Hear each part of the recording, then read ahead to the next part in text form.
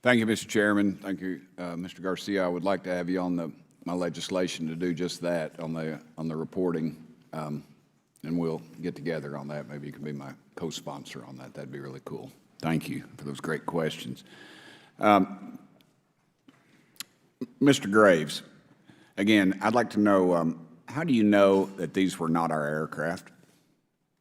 Some of the behaviors that we saw in a working area, we would see these objects being at 0.0 Mach, that's 0 airspeed, over certain pieces of the ground. So what that means, just like a river, if you throw a bobber in, it's going to float downstream.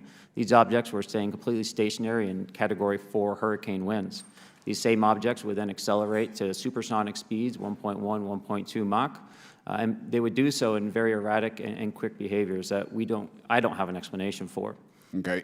Have you spoken to commercial and military pilots that have seen these off of our East Coast? I have. Okay.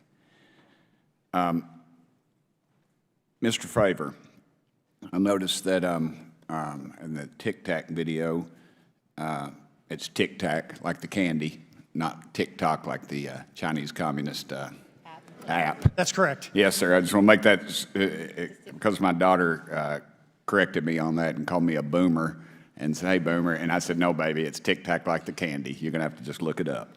And but now I would also like to say today is a day of many firsts. It's a miracle that we're having this meeting, and it's also a miracle that my wife has put up with me for 9 years today. Today is my anniversary, so I want to tell my wife happy anniversary and that I love her very much. As she likes to say, this 9 years have been the best 2 years of her life. So, thank you.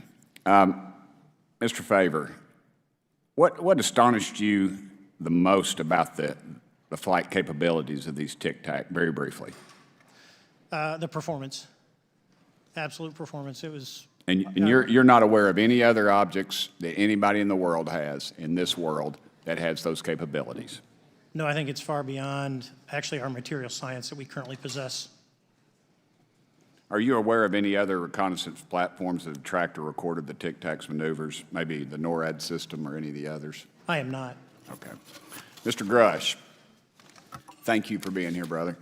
Thank you all very much. Have you faced any retaliation or reprisals for any of your testimony or anything on these lines? Yeah, I have to be careful what I say in detail because there is an open whistleblower reprisal investigation on my behalf, and I don't want to compromise that investigation by providing anything that may help provide somebody information. But it was very brutal and very unfortunate, some of the tactics they used to hurt me both professionally and personally, to be quite frank. Yeah.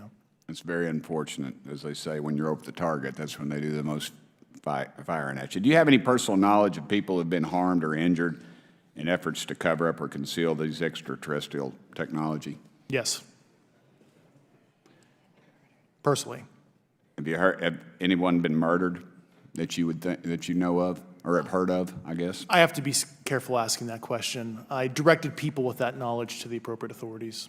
Maybe in a, if we could get in a confidential area SCIF, we could talk about that. But unfortunately, we were denied access to the SCIF, and that's very unfortunate in this scenario. Mr.